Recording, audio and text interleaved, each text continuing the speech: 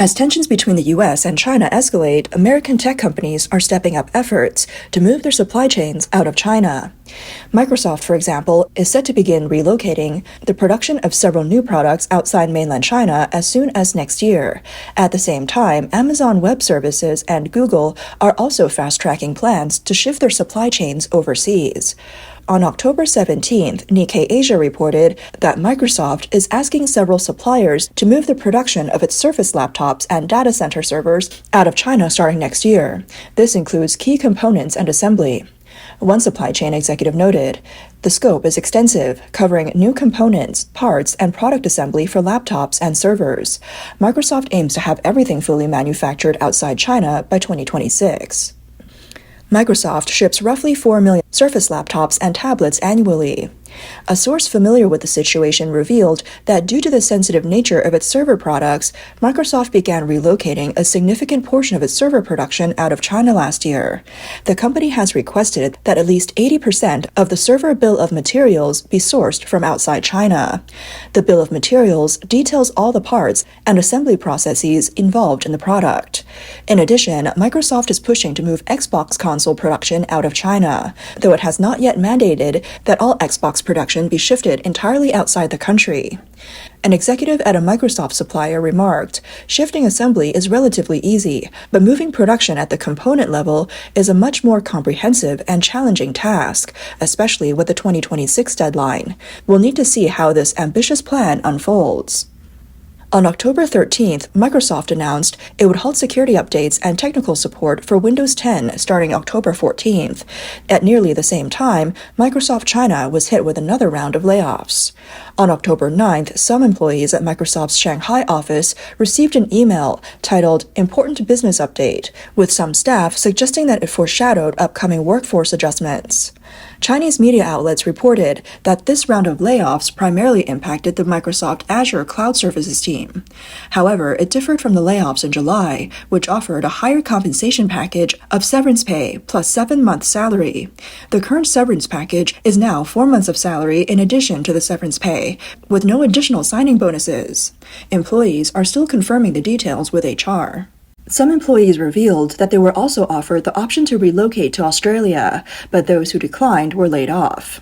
One affected employee shared that, based on the number of people in the employee departure group, this round primarily impacted the customer service and support team in Shanghai, which had over 400 employees, with around 200 in Wuxi. A source added, "Once key departments are relocated, the less critical departments will be cut. The AI-related departments in China will likely be shut down now." Microsoft had been reported to be scaling down its operations in China. In March, the South China Morning Post reported that Microsoft had closed its Internet of Things and Artificial Intelligence lab in the Zhanjiang High-Tech Park in Shanghai. The lab, which was established in 2019, had been one of the 7 global labs set up by Microsoft. In April, news spread widely on social media that Microsoft would cease its operations in China, with layoffs primarily affecting outsourced companies rather than direct employees of Microsoft China. Microsoft entered China in 1992, setting up a representative office in Beijing to focus on market and sales channel development. In 1995, Microsoft China was founded, marking the beginning of a new phase of growth. Since then, Microsoft has opened several research and development centers in the country, including the Microsoft Research China, the Microsoft Global Technical Support Center, and the Microsoft Asia Research Institute. It continually expanded its R&D, product development, and technical support services in China. As Microsoft pulls out of China, it is turning its attention to Singapore. On July 23rd, Microsoft announced the opening of Microsoft Research Asia in Singapore, marking its first research lab in Southeast Asia. This new lab will further boost collaborative research efforts and support the development of AI talent. The rising geopolitical tensions between the US and China have prompted many multinational companies to reassess their operations. Microsoft is not the only American tech giant scaling back its presence in China this year. Meanwhile, Amazon Web Services, AWS, is also adopting a strategy to move production out of China, particularly its sensitive AI data center servers. Sources quoted by Nikkei Asia revealed that Amazon is even considering cutting back on purchases from longtime Chinese suppliers of printed circuit boards. Earlier, reports emerged that Amazon Web Services' AI Research Center in Shanghai had been shut down. In response, an Amazon spokesperson confirmed on July 23rd that after a thorough evaluation of the company's organization, priorities, and future strategy, they decided to reduce the size of certain AWS teams. On the same day, Wang Mingjie, an applied scientist at the AWS Shanghai AI Research Institute, posted on social media, reflecting on his time at the center. He called it an honor to be part of its 6 golden years. He noted that the institute was disbanded due to shifts in China-US strategy.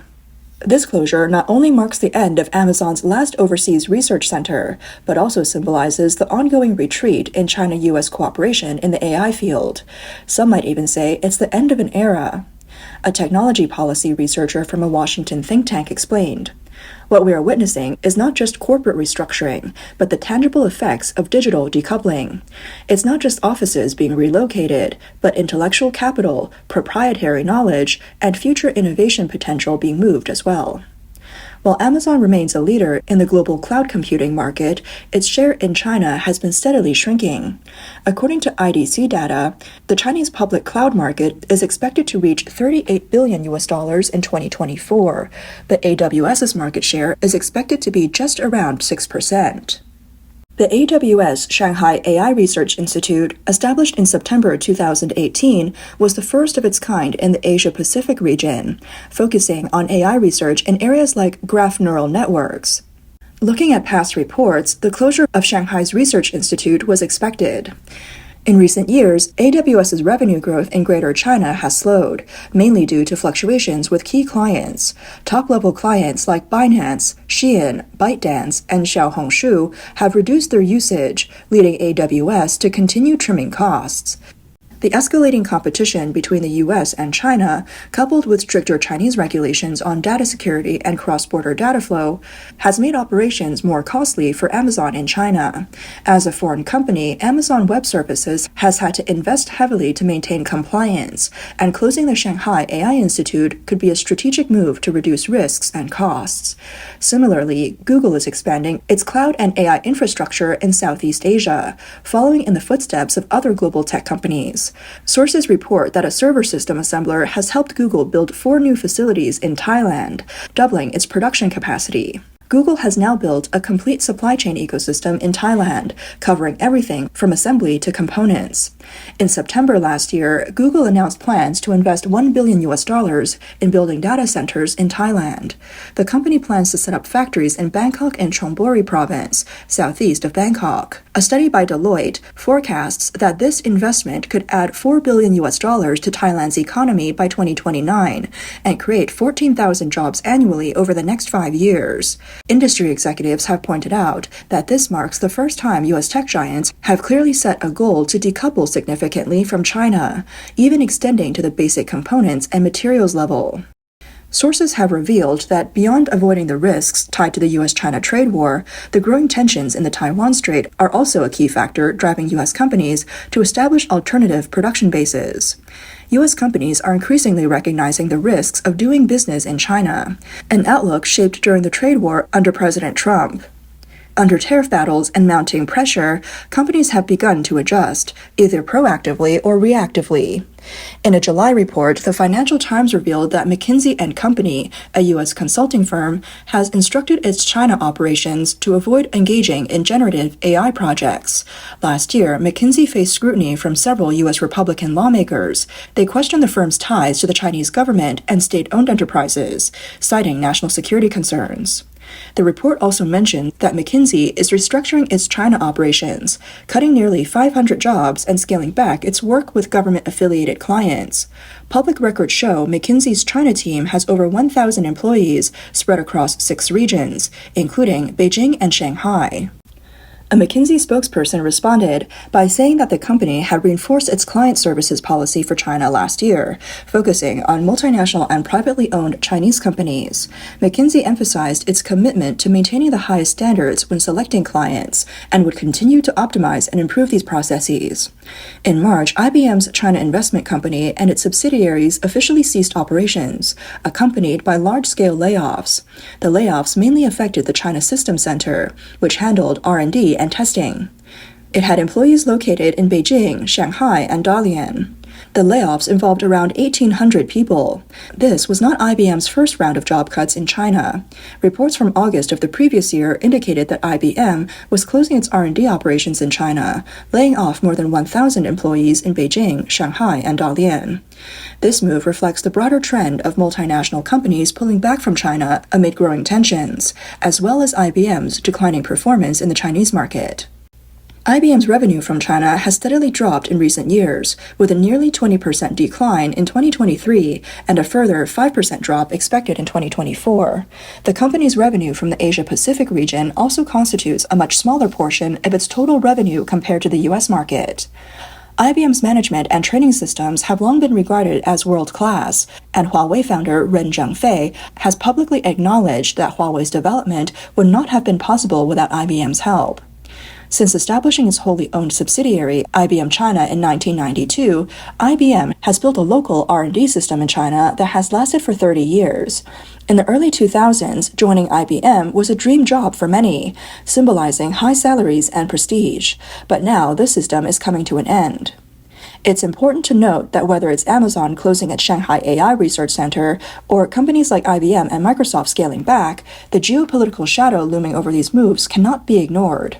On July 23rd, the U.S. government unveiled its AI Action Plan, aiming to solidify America's global leadership in artificial intelligence by relaxing regulatory restrictions, boosting export initiatives, and enhancing infrastructure. On February 21st, President Trump signed the America First Investment Policy Memorandum. It is designed to limit two-way investment between the U.S. and China. The policy also includes new or expanded restrictions on U.S. investments in technologies that are sensitive to China, such as semiconductors, AI, quantum technology, biotechnology, and aerospace. The action plan is especially focused on strategic competition with China. While the U.S. government recently approved NVIDIA's export of H20 chips to China, the U.S. Department of Commerce is continuing to close loopholes in exports of advanced chips and chip manufacturing equipment, and ramp up monitoring of end users. The U.S. will also implement measures to prevent China from bypassing restrictions and obtaining high-performance computing resources from the U.S. In fact, during Trump's first term, punitive tariffs were imposed on servers and other products, encouraging many tech companies to seek production bases outside of China. Among them, laptop manufacturers like Dell and HP acted especially quickly. Dell announced in 2023 that it plans to phase out chips made in China by 2024, while HP plans to shift up to 70% of its computer production out of China. China's strict COVID-19 lockdown policies previously disrupted supply chains for industries such as iPhones and automobiles, pushing many Western companies to relocate to countries like Vietnam and India. Later, the U.S. imposed export controls on China's semiconductor industry, further accelerating the shift. After Trump's return to the White House, he further pushed for the decoupling of business supply chains from China. According to a survey by the American Chamber of Commerce in China, 30% of companies plan to move their production bases, and a quarter of tech companies have already started pulling out of China's supply chain. On July 30th, Hanneke Faber, CEO of American tech company Logitech International, said the company is accelerating its exit from China's production lines. Logitech, which manufactures products like keyboards and mice for sale in the U.S., has set a goal to reduce the share of U.S. imports from Chinese-made products to 10% by the end of 2025. Faber noted that this proportion has already dropped from about 40% in 2024 to just under 30%. Nearly 30 U.S. and global brands have fully or partially exited China. Each company has its own business considerations, but all are inevitably facing pressure from the Chinese government. In recent years, Chinese companies have increasingly eroded market share from foreign firms like IBM, partly due to the growing technological complexity of the competition. But the main factor is the Chinese government's Made in China initiative, which has forced state institutions and state-owned enterprises to replace foreign products with domestic alternatives. As early as 2021, Bloomberg reported that Chinese authorities were quietly allowing a government-backed organization to review and approve local suppliers in sensitive areas, creating a whitelist with Beijing, providing more leverage to these companies, enabling them to replace foreign tech firms in sensitive sectors. Recently, China has imposed additional export controls on critical rare earth and battery materials, sparking strong retaliation from the U.S. as well as coordinated action from several Western countries. Rare earth metals are essential in the production of semiconductors, smartphones, wind turbines, and nearly all modern electronics. Some analysts argue that these actions are not purely economic, but part of a bargaining or leverage strategy. Professor Zhu Zichun of International Relations at Bucknell University told BBC Chinese that if the US and China plan to hold a summit by the end of the month, these measures could be used as bargaining chips. Both sides could raise their demands before the summit and later make concessions to create a scenario of a successful summit. Zhu said, if the U.S. eases its controls on high-tech exports to China, China might consider relaxing its rare earth controls to ensure reciprocal policy adjustments. Moreover, in response to the escalating geopolitical tensions, more Chinese companies are expanding abroad to make demands from Western customers. For instance, China's Victory Giant technology has set up large production bases in Thailand and Vietnam, and has long been a key supplier of PCBs to NVIDIA. China's data center optical transceiver manufacturer Xinyi Sheng and companies like Weito New Materials have established subsidiaries and factories in Thailand, Mexico, and other countries. This reflects China's efforts to expand globally, mitigate risks, and position itself closer to North American markets. Several scholars have pointed out that China's current economic challenges cannot be reversed by short-term policy shifts. The real challenge lies in rebuilding trust and structural reform. If the decision-makers continue to rely on administrative measures instead of market reforms, stagnation could turn into a standstill. The future trajectory of China's economy remains shrouded in uncertainty.